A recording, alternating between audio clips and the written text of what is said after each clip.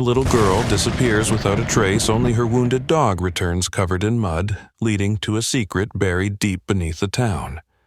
Her father, once a detective, is forced to reopen the darkest night of his life, the murder of his wife. But the key to everything is the dog she left behind. This is a story about memory sacrifice and a loyalty that defies death. If you're ready for a thriller that hits straight to the heart, don't forget to like, subscribe, and stay till the end. You won't believe what Shadow does to bring justice. It was one of those nights where the sky looked too heavy to hold itself up. Rain whipped across the parking lot of Maple Valley Police Department like it was trying to scrub the world clean or maybe drown it entirely. Inside, the night shift was quiet. A couple of half-drunk coffees sat cooling on mismatched coasters, the hum of fluorescent lights above adding to the stale stillness. Officer Tina Marshall, young but seasoned, leaned back in her chair, absently scrolling through an old case file. Small towns didn't usually bring big stories until they did. At precisely 2:14 a.m., the door burst open with a force that made everyone in the room jump. It slammed against the wall like someone had kicked it in with intent. Tina instinctively reached for her holster, eyes locking on the figure in the doorway. But it wasn't a man. It was a dog, a large German shepherd soaked to the bone. His coat, matted with blood and mud, stood panting in the doorway. On his back, secured by what looked like torn fabric from a child's backpack, was the limp, unconscious body of a little girl. "Oh my God," someone whispered. Tina was already moving. The dog staggered 2 steps forward, then collapsed on the linoleum floor, front legs sprawled, eyes wild but determined. The room froze for a half-second, then chaos. "Get the med kit." Now, Tina shouted, sliding down next to the girl. Her small arms dangled limply, her face pale hair tangled and wet. Blood soaked the side of her shirt. The dog let out a weak growl, low and guttural, as Tina reached to check the girl's pulse. "Hey, hey," she murmured, keeping her voice even. "It's okay, buddy. I'm not going to hurt her." Even on the brink of collapse, the dog was guarding her. That was loyalty. That was something else. Paramedics arrived within minutes, kneeling over the girl, calling out vitals, slipping an oxygen mask over her mouth. Tina noticed the way the dog's amber eyes never left the girl's face, not even when the needle pierced his own side to sedate him for treatment. He didn't flinch. "Who the hell?" murmured Sheriff Paul Danner as he appeared in the doorway, wiping sleep from his eyes, a mug of coffee in one hand. He froze mid-step. "Is that Ellie Brooks?" The name fell like a brick. Tina nodded slowly. "Looks like it. 9 years old. She's been missing 3 days. Danner set down his mug with shaking hands. "And the dog I don't know yet. No collar, no tags. But I've got a feeling we're going to find out." Minutes later, while Ellie was being rushed to the hospital, Officer Blake ran a rushed database check on the dog's microchip standard scan protocol despite the chaos. "It's registered," he said, eyes narrowing. "Name's Shadow. Used to belong to a woman named Laura Brooks." "Brooks?" Tina echoed. "Yeah, Nathan Brooks's wife. Nathan Brooks, former Marine. Quiet man, hard-edged. His wife murdered in their own home 2 years ago, case never solved. Ellie's mother." Tina's throat went dry. "You telling me this is their dog?" Blake nodded. "Yep. Says here he was surrendered to the city shelter 15 months ago, picked up again 6 months later. That's all I got." The air in the precinct felt denser now. Tina stood in silence, letting the implications unfold. Shadow had somehow found Ellie, protected her, carried her through God knew what, and brought her here. Alone. By 3 a.m., the place was crawling with federal agents. Agent Dana Reyes from the FBI took one look at the dog and murmured something under her breath. "He's trying to tell us something." Tina glanced at her. "You think he knows where she was? I think he knows more than any of us want to believe." Shadow, now half sedated but still conscious, lifted his head at the sound of Ellie's name. His ears twitched, eyes searching. He made a sound, half growl, half whine, and tried to stand. His legs buckled, but he didn't stop. Reyes knelt beside him. "Where, boy? Can you show us?" And that was when it happened. Shadow pushed up again, his limbs trembling, blood dripping from his side. He turned toward the door, paused, and looked back right into Reyes's eyes.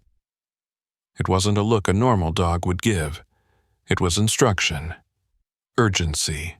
"Follow me," his body said, and in that moment they all believed it. Outside, the storm had begun to ease. The sky cracked open with the promise of morning, but no one moved toward sleep. They had a lead now, a direction, and they had a dog who, against all odds, had brought them hope wrapped in blood and silence. Somehow, this night had become the turning point, and none of them would be the same again. The hospital room smelled like antiseptic and old vinyl. Monitors beeped softly as Ellie lay still, an oxygen tube taped under her nose, an IV dripping slowly into her arm. Her tiny chest rose and fell with fragile rhythm, but at least it moved. Across town, in the hallway outside Maple Valley Police Department's back office, Nathan Brooks stood frozen. His fists clenched so tightly his knuckles blanched white. Sheriff Danner had just broken the news. "She's alive, Nate. She's alive because of him." Nathan didn't speak. He stared at the photo on the monitor, a grainy still of the dog fur matted with blood, eyes hollow and alert. Shadow. His name hit Nathan like a weight to the sternum. He hadn't heard it spoken aloud in over a year. "It's him," the sheriff confirmed. "That dog brought her back." Nathan swallowed hard. His throat felt dry and tight. "That dog," he whispered, but couldn't finish the sentence. 2 years ago, their lives had shattered in an instant. Laura had been working late finishing edits on a freelance story she was writing for a local magazine. Ellie had fallen asleep on the couch beside her. Nathan had been out of town for a work conference, just a 2-day thing. He never made it past the first night. At 3:02 a.m., he got the call. A break-in. Laura was dead. Ellie had been found unharmed asleep under the dining table. Shadow had bite marks on his flank, blood on his teeth, and a shattered ceramic vase near his paws, like he had tried like hell to protect her. Nathan had come home to a house thick with silence and bloodstains. And Shadow had sat at the foot of the stairs all night, unmoving eyes fixed on the spot where Laura's body had been. The dog didn't bark, didn't whine. He just stayed, watching, waiting. Nathan couldn't stand it. In his grief, Shadow became a living reminder of what had been lost and what hadn't been enough. He screamed at the dog once through a photo frame that shattered beside Shadow's head. The shepherd hadn't flinched. He just stared with those amber eyes that looked too human in that moment. A week later, Nathan loaded him into the back of his truck and drove to the city shelter without a word. He signed the papers in silence, didn't look back, didn't explain. "Just take him," he muttered, then walked out. Now, staring at the screen, he realized what he'd done. The dog he discarded had found Ellie, had carried her through miles of wilderness, had bled for her again. Sheriff Danner placed a hand on Nathan's shoulder, grounding him. "We're bringing him to the vet clinic downtown. He's in rough shape, but he's holding on." Nathan didn't answer. He was already heading for the door. At the Maple Valley Animal Trauma Clinic, Shadow lay sedated on a steel table, surrounded by IV drips and monitoring equipment. His side had been stitched in 4 places. His ribs visible beneath the fur rose and fell shallowly. Dr. Aaron Patel was hunched over him, checking vitals, brow furrowed. "He's tough," she murmured. "Whatever he went through, he survived it on sheer will." She glanced up as Nathan entered his frame, filling the doorway. He looked older than his 42 years, eyes bloodshot, shirt still stained from when he'd fallen to his knees upon seeing Ellie at the hospital. "You can come closer," Dr. Patel said gently. Nathan approached slowly, each step echoing in the sterile room. When he reached the table, he hesitated before placing a hand on Shadow's head. The dog didn't move, but his ears twitched. "Hey, boy," Nathan said, voice breaking. "You remember me?" Shadow's tail gave a faint single thump. Nathan closed his eyes. "I didn't know," he whispered. "I didn't know you were still out there. I thought I left it all behind." Dr. Patel stepped away to give him a moment. Nathan looked at the dog's bandaged torso, the crusted blood, the scars both old and new. "You stayed," he murmured. "You stayed when I didn't." Shadow let out a weak exhale like a sigh. "I thought seeing you was too much. You reminded me of her, of that night." Nathan's voice trembled. "I didn't know you were trying to protect her." He remembered now how they'd found Shadow curled beside Laura's body, teeth bared a deep gash along his ribs, how his daughter had clung to his fur in the ambulance, whispering, "He saved me," how Nathan had drowned that truth in grief and whiskey until all that remained was bitterness. "I'm sorry," he whispered, bending slightly to rest his forehead against the dog's. "God, I'm so sorry." Outside the clinic, Agent Reyes reviewed a timeline on her phone, piecing together how Shadow could have tracked Ellie. There were inconsistencies. Shadow had been turned over to a private rescue after the city shelter, then adopted by a local trainer for canine rehab. No one could explain how he ended up back in the woods near the Brooks residence. No one except Ellie, and she wasn't awake yet. But Reyes had a theory, and it started with Laura. Back inside, Nathan was talking to Shadow softly, something in his tone more like prayer than apology. "You found her," he said. "You brought her back to me." His hands trembled against the dog's fur. "I don't deserve it. I let you go. I gave up on you, but you never stopped." Shadow opened one eye just barely. Nathan choked on his breath. "I should have trusted you," he said. "She did. Laura always did." His thoughts raced backward, memories of Laura's firm belief that Shadow was more than a pet. He remembered her late-night walks, how she used to whisper to the dog when she thought no one was listening, how she insisted he understood more than people thought. Nathan had always smiled at that. But maybe she'd been right. Maybe Shadow had always known. The room buzzed softly with machines, but Nathan barely heard them. He was locked in that moment beside the dog he abandoned, now trying to stitch together what was lost. The regret weighed heavier than his breath, the kind of guilt that no confession could clear. But Shadow had returned anyway, and with him a thread to something long broken. And then, just before Dr. Patel re-entered the room with new X-rays, Nathan looked up and said aloud, more to himself than anyone else, "He didn't just save Ellie." He paused, fingers tightening. He never stopped trying to save Laura. Nathan dragged his feet through the corridors of Maple Valley Elementary the morning after Ellie disappeared. The fluorescent lights felt too bright, the muffled sounds of backpacks zipping and children whispering too surreal for a day that had started like any other.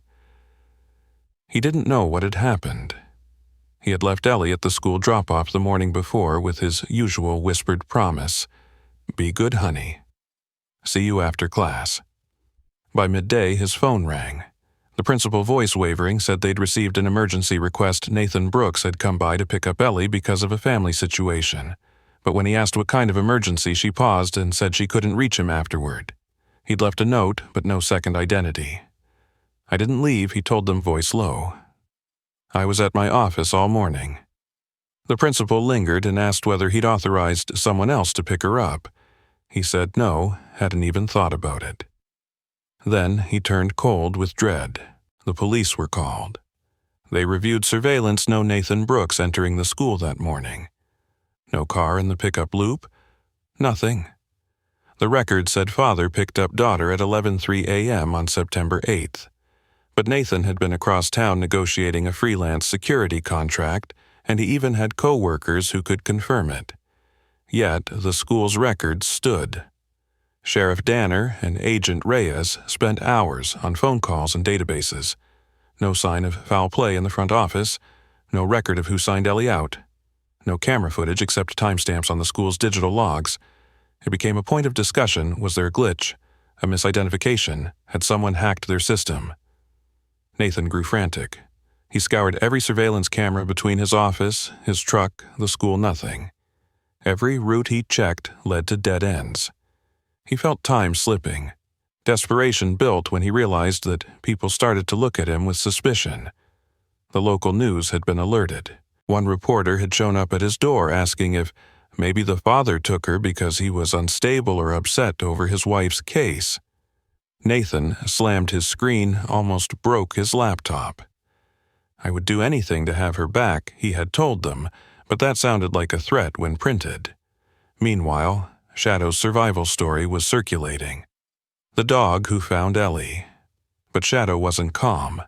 At night, Nathan saw the dog, twitching, pacing ears stiff-nosed to the ground. When their team returned from retrieving Ellie, Shadow had somehow broken free from the vet's temporary ward and raced back to the woods on his own. They had to chase him down with the tranquilizer darts. He resisted. He jerked free. He snarled at anyone who touched him. That was when Nathan realized Shadow was trying to tell them something. He tried to recall exactly how the day Ellie disappeared had gone. He remembered the school call, the blank look on the receptionist's face. He remembered the panic when the principal insisted, "Your daughter is gone, Mr. Brooks. We handed her over this morning." He wondered if someone had faked his identity. But Nathan knew his daughter. She wouldn't walk off with a stranger just because someone said they were her father. Shadow's behavior worsened. Each time Nathan tried to lead him on a walk or introduce him to other family homes, the dog would yelp, tug violently, as if trying to drag Nathan in a particular direction, always toward the dense forest that framed Maple Valley. Nathan believed Shadow was reacting to something buried deep in the trees, something connected to that day. And each time Shadow pulled, Nathan resisted. He locked the dog in the utility shed on the pretense of protecting him from the roads and cars. But inside, Shadow paced and howled so intensely that neighbors complained by morning. Nathan hadn't slept. He passed his hands through his hair, paced between the kitchen and the shed. Guilt gnawed at him. He kept seeing my daughter is gone because I was staring at a screen. My dog is in pain because I tried to deny him. He visited Ellie's hospital room once more to check on her condition. Though unconscious sometimes, her fingers twitched like she remembered something. The color had returned to her cheeks slightly, and she sucked in small breaths like she was holding on to them. When he came out, he collapsed by the door in the corridor, shoulders heaving, and realized everything pointed back to that morning record. The record wasn't just an error. It was something deliberate. A cover? Could someone have used a fake ID, pulled Ellie out, taken her somewhere else? And what did Shadow know of it? As he tried to piece it together, he noticed something else. The time that the principal had recorded wasn't 3 minutes past the hour, it was 11:03 exactly, and the timestamp was generated a second after their backup systems glitched. A glitch at exactly the time he was covertly signing documents for his contract deadline on the other side of town. If that glitch hadn't occurred, a camera might have captured the stranger. Then he'd have a face. He rushed back to the police station to demand forensic timestamps. They dug deep into the logs. But what they found was chilling. The server in the school's back office had been accessed remotely from an IP belonging to the school district office in a nearby county. Not someone impersonating his daughter so much as someone managing to alter the school's internal network. Someone with insider knowledge. Someone who knew when his hands weren't on the wheel to pick up his child. Someone who thought locking Shadow away would keep them safe. But instead, they provoked him. Now, the dog knew. He could feel it. He pressed his muzzle against the shed door, whining low, deliberately trying to call Nathan back out that way. With every bark and tug, he spelled out forest, hidden, witness. But Nathan had a voice in his head telling him, "Civilian dog, high stress, you need to calm him down." So he locked him away. And the moment the door latched behind him, Shadow sank to the floor, huddled eyes vacant. Nathan closed the shed door harder than he intended, as if willing the memories to lock out too. But, on the other side, Shadow was broken. And Nathan understood something. He had to let him lead. But he didn't know whether it was too late. Agent Dana Reyes sat in her unmarked sedan, parked just beyond the Maple Valley Medical Center's ambulance bay, bright headlights framing the shape of the building's service entrance. She had been tracking Shadow's microtransmitter signal for over an hour, watching intersecting points on her encrypted tablet display. The signal flickered as storms rolled through the outskirts, rain and wind buffeted the area, but she remained focused.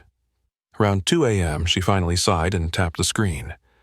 "Let's see what you really want," she breathed, activating the device's full tracking mode, something only she knew about. The microtransmitter had been placed under Shadow's collar weeks ago, under a pilot case for tracking lost service animals. The program had quietly grown in scope, and Shadow was one of the rare success stories, a dog resilient, intelligent, intimately tied to a missing child case. Now, Reyes watched the line on the screen zig back toward town, toward where Ellie had been taken. Slowly, almost imperceptibly, the path peaked and descended as though Shadow had doubled back. Every time that happened, she squinted, trying to make sense of the coordinates. And then just after 3 a.m., the signal stopped. Reyes sat bolt upright. The signal had jumped 20 miles due west, smack into the edge of Maple Forest. She grabbed her radio and said in clipped tone, "Unit 3, get security teams to the north edge of Maple Forest immediately. Dog on the move, heading inbound." She keyed off.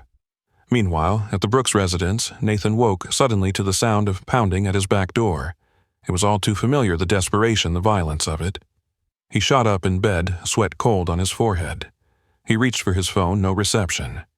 He grabbed his coat and rushed down the stairs. The back door burst open. Shadow stood there, ribs bleeding, front paws trembling, but eyes bright and fixed. Behind him, mud-caked paws, half-torn leash, deep scratches on his flanks. Nathan barely processed it before the dog staggered forward, dropped to his chest, and stared as though saying, "Come, now," and collapsed. Rainwater dribbled from his muzzle in dark rivulets. Nathan knelt immediately, checking for pulse pressing at the wound. But Shadow's eyes never left the forest just beyond the yard. Nathan looked up. He realized that the dog had led them here purposefully. He must follow. By 3:15, Reyes had arrived, police patrols flanking the forest edge with thermal cameras, flashlights cutting ribbons through the darkness. Nathan and Reyes exchanged a hard look. "He came all this way," Reyes said softly. "He must know where Ellie is." Nathan nodded, voice tight. "He's our only lead." They moved into the forest, flashlights beam to beam, the rain swirling around them every step, sinking into soft moss and leaf litter. 20 miles earlier, Shadow had been taken to the trauma clinic, sedated, watched over for internal bleeding. No one had expected him to escape. Yet, here he was, walking through the night. Reyes checked the tracker. The signal glowed he'd zigged eastward, then south, then east again, zigzagged toward the center of Maple Forest. That would put him near the quarry, the old mining site where Ellie had been found last time, and where she had been taken. They advanced. At 3:42 they found him.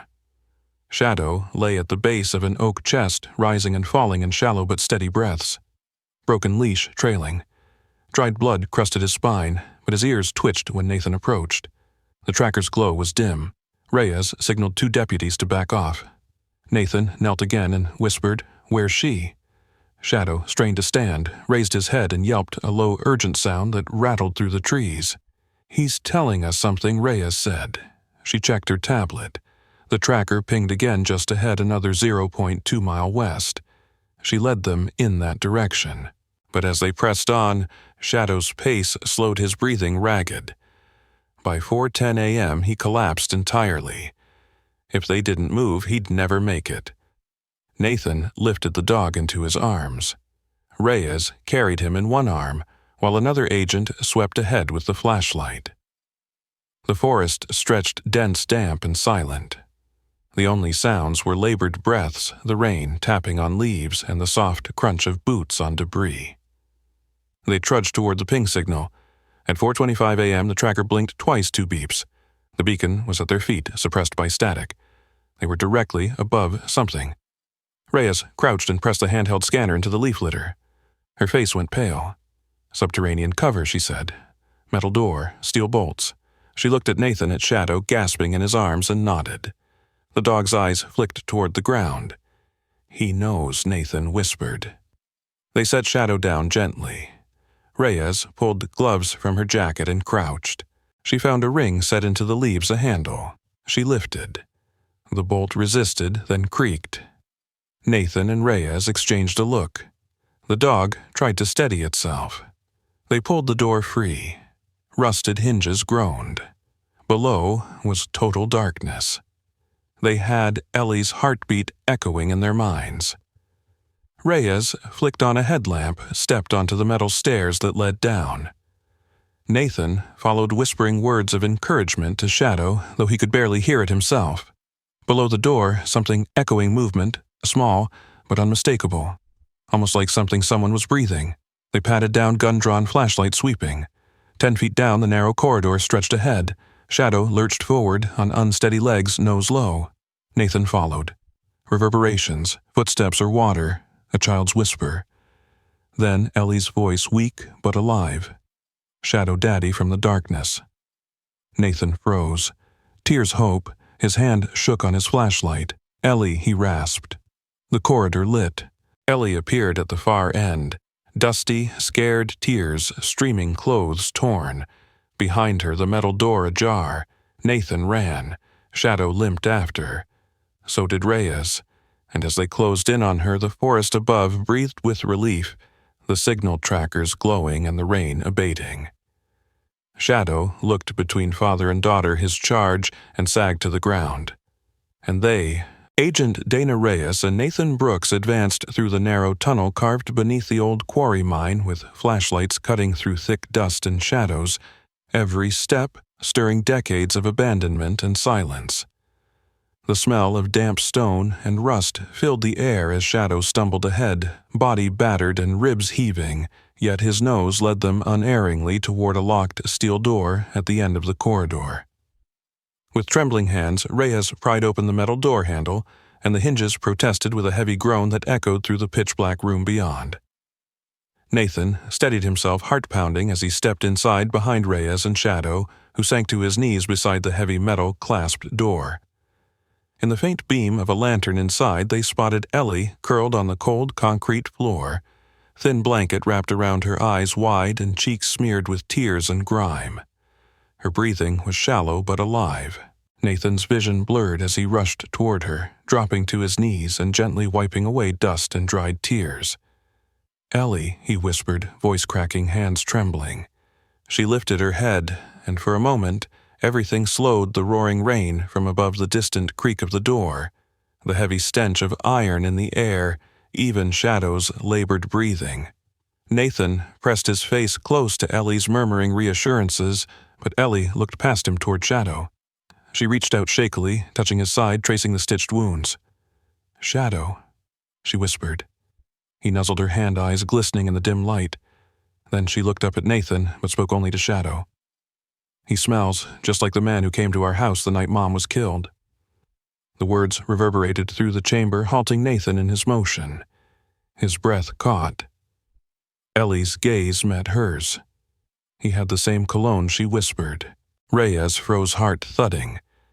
This detail cracked open the case wider, echoing the unsolved murder of Laura Brooks. Shadow pressed closer to Ellie, tilting his head and letting out a small whine that spoke of recognition, fear, and something deeper truth. Nathan stared at his daughter and at the dog who had led them here, feeling both relief and dread. He realized that Ellie had seen her kidnapper and that the man was someone who knew their home night. Someone inside what they thought was a safe circle. Reyes recorded the confession silently on her tablet, backing up every word, her face solemn with the gravity of the revelation. She switched off her flashlight, kneeling beside the reunited family, ensuring they were safe from immediate danger. She signaled her team in low tones to search the room for any evidence, rope, fingerprints, footprints, belongings, anything that would identify the kidnapper and establish where he had taken Ellie, and by extension, who he worked for. Meanwhile, Shadow stayed alert, standing protectively between Ellie and the door, ears twitching. Ellie sniffled and curled into Nathan's arms, while Reyes shined a light around the concrete room.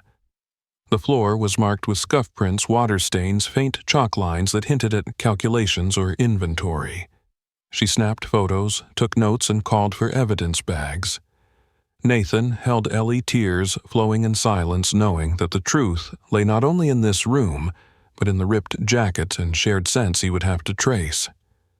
He thought of Laura's last weeks, of any men who might have entered their home with that cologne. His pulse accelerated with terror as he realized this might link the kidnapping to the murder, and perhaps the man was still close. In that underground vault, time felt suspended. Rain seeped through cracks above, echoing drops like distant warnings. The trio remained quiet for a moment, father-daughter dog in a makeshift salvation. But somewhere beyond the steel door, footsteps approached, soft, purposeful steps that weren't on their team's scanners. Reyes tensed, nudging Nathan and whispering into her radio. Shadow bristled, muzzle low, growl rising in his throat. And at that instant they understood rescuing Ellie was only the beginning. Confronting who had taken her, and why would demand every ounce of courage and every clue discovered in the darkness beneath the quarry. Agent Dana Reyes' flashlight beam wavered as she and Nathan Brooks led Ellie and Shadow up the wet stone steps from beneath the old quarry. The steps felt steep, even in the dim light and the beams reflecting off puddles and moss. Before they reached the clearing, a figure appeared at the mouth of the stairwell, a familiar silhouette moving toward them. It was Dr. Linda Carter, the local veterinarian, and a friendly presence in Maple Valley, someone everyone trusted. She had come to assist responding to a tip about medical personnel needed at the extraction site. Dr. Carter wore a long black coat, her stethoscope almost visible around her neck. Relief washed over everyone except for Ellie, who froze mid-step. Shadow's ears twitched. He growled softly as if sensing Dr. Carter before he saw her. Nathan greeted the veterinarian with gratitude, helping Ellie toward her. Carter knelt with a small medical kit in hand, voice soothing. "Ellie, sweetheart, you're safe now. Let me check you over." Ellie let Dr. Carter feel her pulse wipe the dust from her cheek, but as she leaned in closer, Ellie inhaled sharply, freezing again.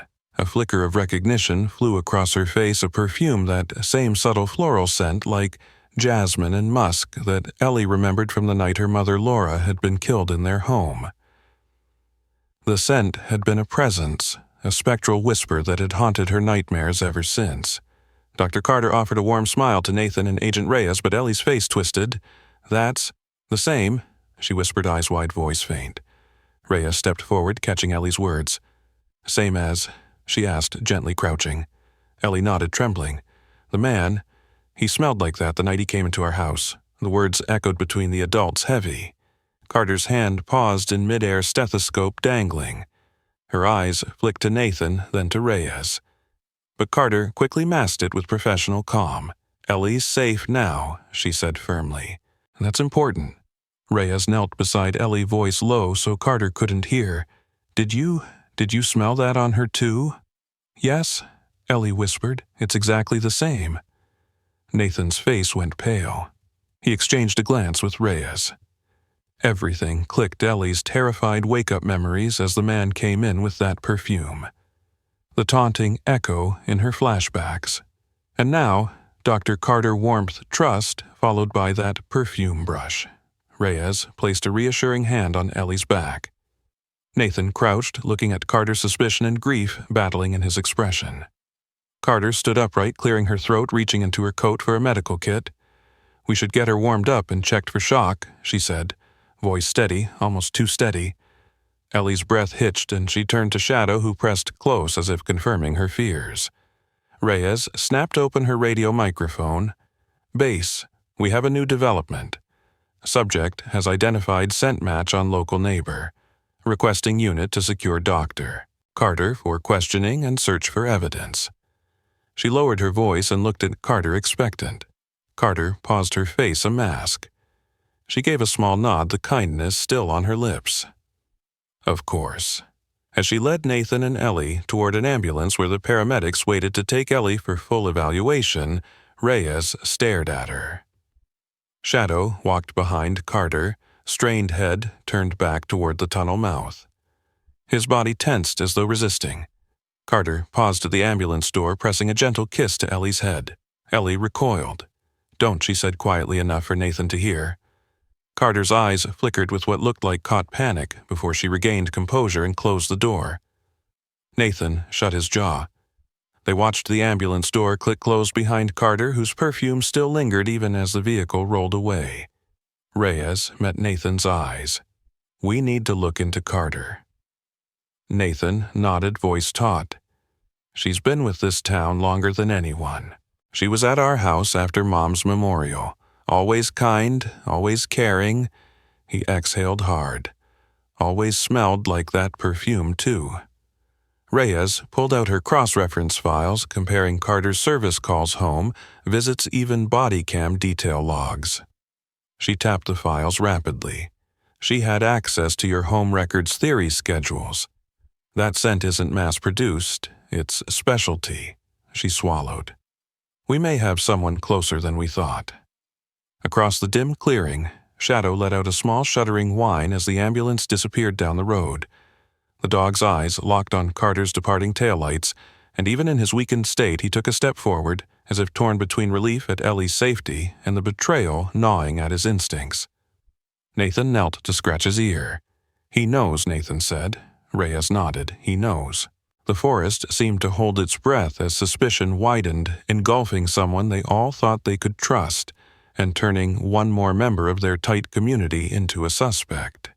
As they followed the ambulance's taillights into the distance, the betrayal hung in the air, and the hunt for answers had only just begun.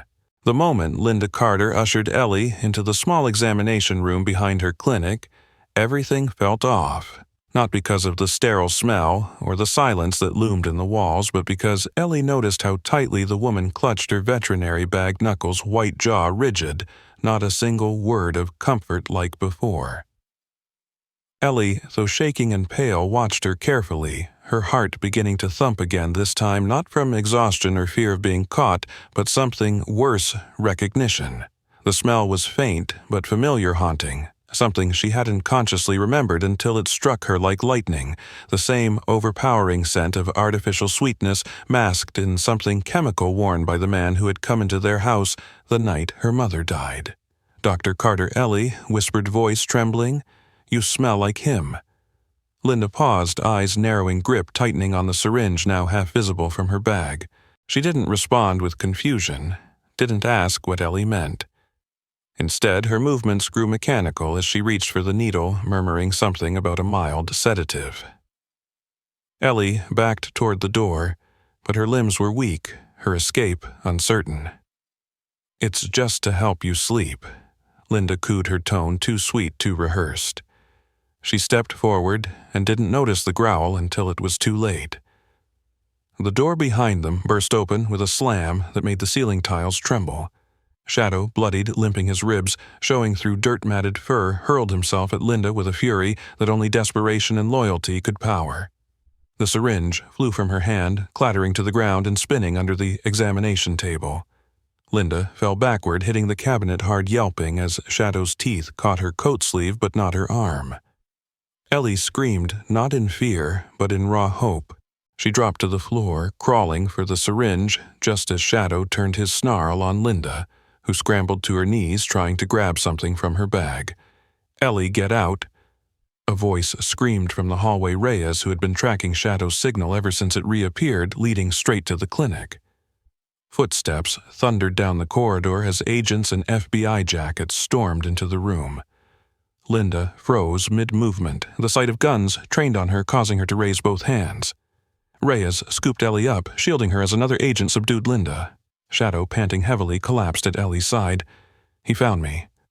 Ellie gasped. "He saved me." Reyes radioed in the location, her voice sharp professional, but her eyes betrayed the weight of what she had just walked into. "We have the girl. Suspect detained. Begin sweep of the premises." One of the agents opened Linda's bag, revealing not veterinary tools, but maps. IDs, coded messages, proof that this was no ordinary woman in a small-town clinic. At that moment, Reyes's phone vibrated with a new ping from the caller tracker, a deeper signal previously dormant, now active. "It's pulling up the original location," she said. "Somewhere in the woods behind the school, no wait, under it." FBI teams rerouted immediately, storming into the dense forest where Ellie had first vanished. An hour later, a steel hatch was discovered beneath a collapsed maintenance shed at the back of an abandoned mining property, a location known as the Quarry. It wasn't marked on any current town blueprints. Inside, they found rooms lined with old filing cabinets, crates with medical supplies, walls scrawled with codes and schedules. Most disturbingly, behind a rusted security door, they uncovered dozens of manila folders containing photos, names, and false passports, all linked to missing children. At the center of the room was a ledger detailing financial inflows and outflows, all under the name of a non-profit registered in D.C. Safe Youth Foundation. Reyes felt her stomach churn. She flipped the book closed and looked at her team. "This is it," she whispered. "This is the damn heart of it all." Shadow lay on the ground beside Ellie as paramedics checked her for injuries too weak to move now, but his eyes never left her. The agents moved carefully through the bunker, recording everything, tagging boxes, photographing evidence. Reyes watched them with a mix of relief and fury. She knew the fight wasn't over. If this network existed under the radar for years, someone with power had to be behind it. Back at the station, Ellie rested in an observation room under a blanket while Nathan stared at her through the glass with hollow eyes. Shadow was in the adjoining room receiving fluids and oxygen. She said, "The woman smelled like the man who killed Laura." Nathan murmured. Reyes nodded. "I believe her, and I think Shadow does too." As they spoke, a forensic analyst came rushing in holding a torn patch from Linda's bag, a charity logo stitched into the lining. Nathan's heart dropped. "That's Safe Youth Foundation," he whispered. Reyes's jaw clenched. "We need to dig deeper, and fast." Shadow stirred, then eyes opening briefly as Ellie pressed her hand against the glass, whispering softly. He blinked once.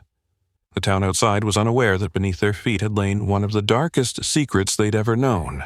But the light had begun to shine through.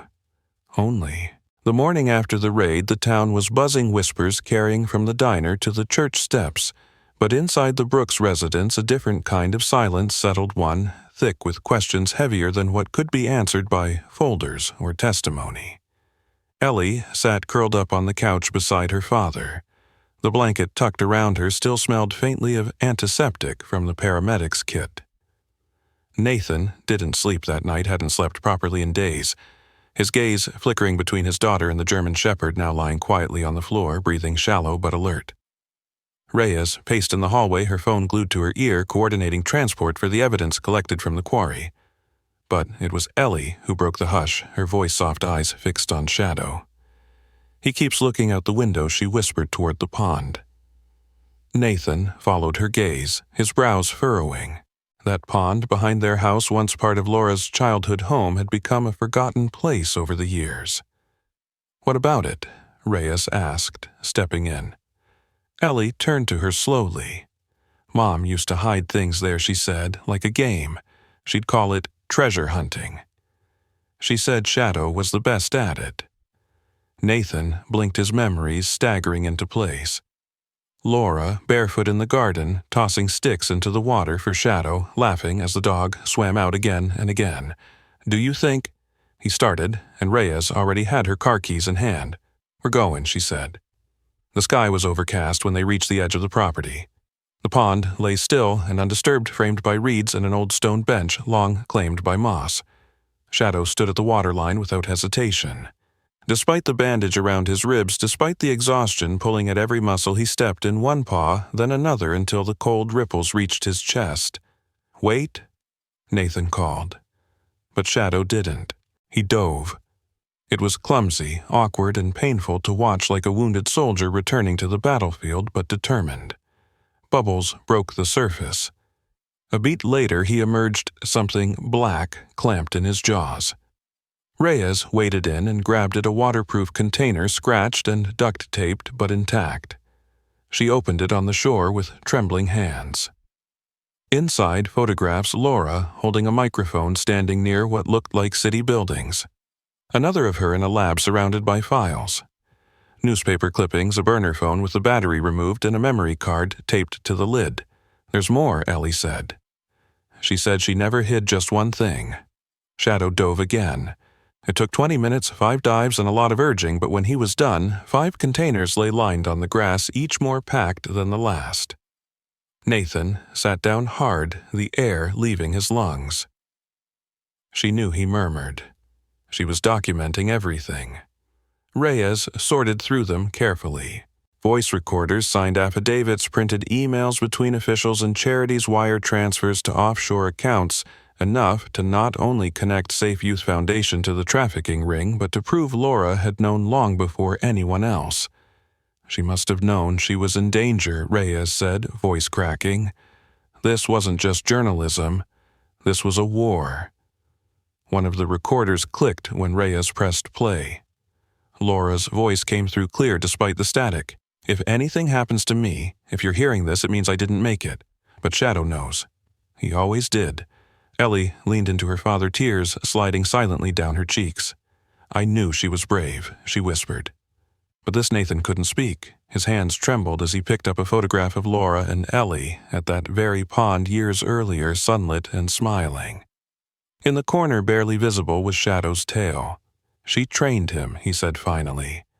Not just to protect Ellie, but to lead us back to her. Reyes nodded already on the phone, calling in digital forensic teams, secure data labs, federal prosecutors. This blows the lid off everything. Blackwell, his donors, his board, this could take down half a state's worth of corruption. Shadow lay down on the grass beside Ellie, the exhaustion now complete, but his eyes calm. Mission completed. Behind them, the clouds shifted, and sunlight broke across the surface of the pond as if the earth itself had been holding its breath, waiting for the truth to finally rise. Reyes turned toward Nathan, a rare softness in her tone. This isn't over, she said. But thanks to her and him, we have a fighting chance. Nathan looked down at his daughter, her fingers gently combing the fur behind Shadow's ears. And thanks to Ellie, he added quietly, for never giving up. But before the relief could settle fully into their bones, Reyes's phone rang again. Her eyes widened, her jaw tightening. We have a problem, she said, stepping away, already answering. The pond behind them, serene as it was, had just whispered its final secret. But the storm had only begun to shift. The tension didn't ease with the discovery at the pond. In fact, it only twisted tighter as more of Laura's evidence was decrypted and reviewed.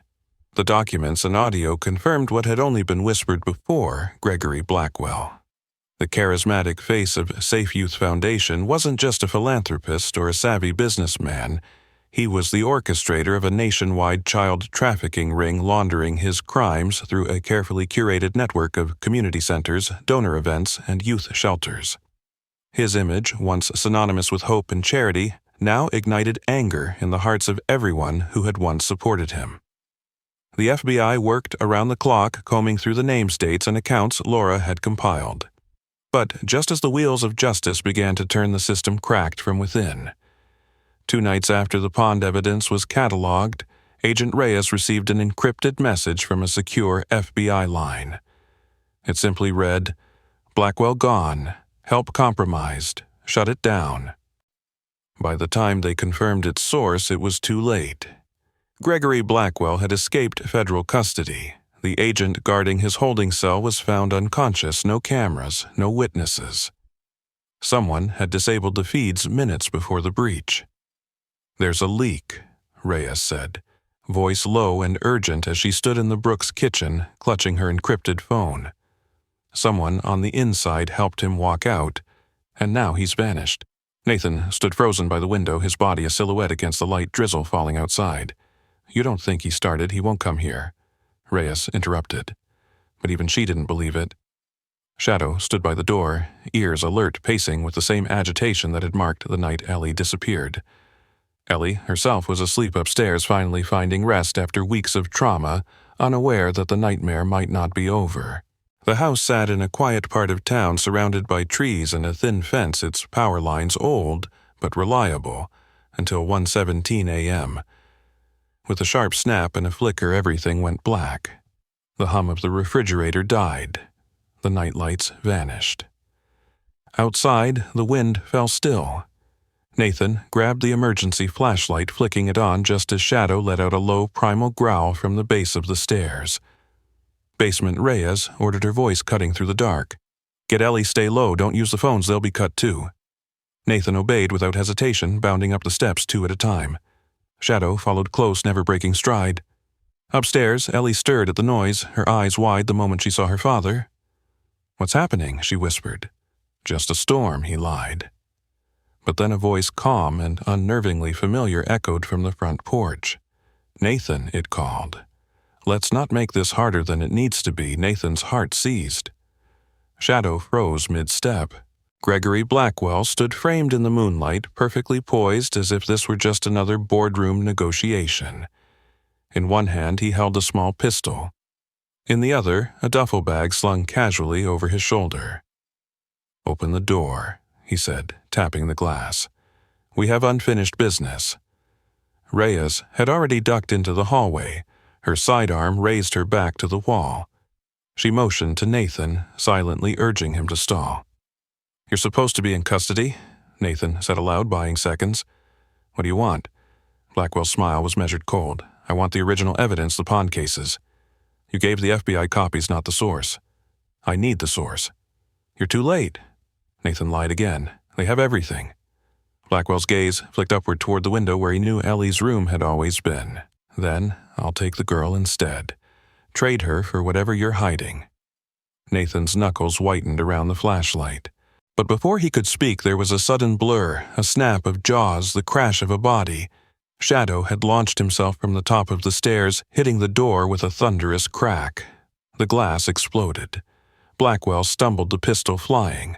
Now Reyes shouted, darting forward, but Blackwell vanished into the trees, his movements precise despite the chaos. Alarms began to wail from the portable emergency system Reyes had installed in the den. Backup was coming, but it would take time. Ellie huddled beside Shadow, her fingers clutching his collar, the dog's body shaking but unyielding. Nathan pulled them both into the hallway closet, whispering comfort, whispering strength. Reyes scanned the porch, her breath visible in the cold air. "He's not gone far," she said. "He came here for one thing. He won't leave empty-handed." Her voice dropped. "And if he has help—" Nathan nodded grimly. "Then we're already surrounded." Far beyond the property, two unmarked black SUVs idled near the tree line, engines cold, windows dark. A radio crackled. Somewhere deep inside the night, Blackwell was planning his next move. And the Brooks family, along with the dog who had once been left behind, would have to face him one last time. The hours leading up to dawn stretched endlessly as tactical units surrounded the forest around the Brooks property, slowly tightening the net, while Agent Reyes coordinated a silent perimeter lockdown. But Gregory Blackwell wasn't a man who waited to be hunted. He struck just before sunrise, slipping through the backup defenses with help from a second insider, an FBI tech who had rerouted surveillance feeds for 10 critical minutes. The first shot cracked through the living room window, shattering the coffee table and setting off every alarm simultaneously. Nathan tackled Ellie to the floor, shielding her with his body, while Shadow barked, viciously circling them protectively. Reyes fired back, ducking behind the kitchen counter, her shoulder grazed by a second bullet that struck the cabinet above her. Outside, two men moved in mercenaries with clean gear and silencers sweeping through the side entrance. Shadow darted forward before Nathan could stop him, teeth-bared, body low and fast. He lunged at the first man, biting deep into the leg and yanking him to the ground, his growl like thunder. The second man raised his gun, but Shadow was faster, ramming into him before the shot could be fired, sending them both crashing into the pantry. "Go now!" Reyes shouted, clutching her bleeding shoulder as she slid Ellie the emergency duffel and motioned toward the back exit. "Take her to the neighbors. I'll cover." But her words were drowned by the slam of the front door opening. Blackwell entered like a ghost in the fog, calm, gun-raised expression unreadable. "Enough," he said. And for a moment everything froze. "You don't win by hiding behind dogs and children, Nathan." Nathan stepped in front of Ellie, raising his hand slowly. "It's over, Gregory," he said. "We have everything. The world knows. The world forgets." Blackwell hissed. "People get bored, but leverage that lasts." He raised the gun toward Ellie, and Nathan moved to block the shot, but Shadow came first. From the shadows of the kitchen, bloodied and limping, the shepherd hurled himself between Ellie and the gun just as the trigger was pulled. The sound cracked through the house. The bullet hit Shadow in the side, the force spinning him midair before he crashed to the floor with a pained yelp. Ellie screamed, diving toward him, hands trembling as she pressed to his wound. "No, no, please," she cried. "Stay with me, Shadow, please." Blackwell was momentarily stunned, gun still raised but uncertain, just long enough for Reyes to fire her last bullet, hitting him in the thigh and sending him sprawling. FBI agents burst through the front and back, simultaneously, guns drawn, orders shouted. The firefight was over in seconds. Blackwell was cuffed, bleeding, groaning on the floor. The mercenaries were subdued, but none of it mattered to Ellie as she knelt beside Shadow, his breaths shallow, his eyes fluttering. "Please don't die," she whispered, her face streaked with tears and dirt. "You promised to keep me safe." Nathan knelt beside them, gently pulling her close. "We've got medics on the way, honey, just hold on." "It's not just that," Ellie sobbed. "Mom trained him for this. She knew something might happen. She said if she couldn't finish what she started, Shadow would." Reyes, clutching her arm, crouched beside them. "What do you mean?" Ellie looked up, voice shaking, but clear. She said he was more than a protector. He was proof. Justice. She taught him how to find what mattered most, even when everyone else stopped looking. Outside, sirens screamed toward the scene, but inside, time seemed suspended. The paramedics arrived, rushing to stabilize Shadow. His breathing was labored, his heartbeat erratic. "He needs surgery now," the lead medic said. "We'll take him to the trauma center fast." Ellie wouldn't let go of his paw.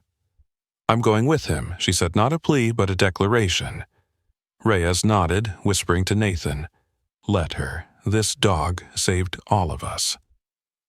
Hours later, in the sterile quiet of the Richmond Canine Trauma Center, Ellie sat beside the surgical bay, still wrapped in the oversized hoodie her father had thrown on her during the chaos. She held Shadow's tag in her hand, the same tag Laura had engraved herself. "Justice," it read. Dr. Patel emerged from the operating room at noon, peeling off his gloves, exhausted but smiling. "He made it," he said simply. "It'll be a long recovery, but he made it." Ellie collapsed into Nathan's arms, finally allowing herself to cry without fear. That afternoon, the Brooks family gave their official statement. Blackwell was booked into federal custody without bail, every piece of Laura's evidence admissible, airtight, damning. The media swarmed, but Nathan kept them at arm's length. "We're not telling this story for attention," he said. "We're telling it because my wife gave her life for it. Because a dog named Shadow never gave up, and because my daughter deserves a world that listens." 1 week later, as winter rolled into their quiet Virginia town, the family stood on the steps of the courthouse. Shadow, bandaged and slow but standing, sat beside Ellie, his tail wagging gently. She wore her mother's old scarf. Nathan held a sealed envelope in his coat. Laura's last words preserved, and now published the story told in her voice, her legacy sealed. As the cameras flashed, Ellie leaned down to whisper into Shadow's ear, "You did it. We're safe. You brought her justice." Shadow didn't bark, didn't move much, just rested his head against her shoulder and closed his eyes. And for the first time in years, the silence that followed wasn't filled with fear or grief. It was peace. Thank you for staying with us through every twist and breathless moment. If Shadow's story moved you, or if a part of this journey reminded you of something personal, we'd love to hear it. What moment hit you the hardest, and where are you watching from? Drop a comment below, let us know. Don't forget to like and subscribe, more powerful stories are coming your way.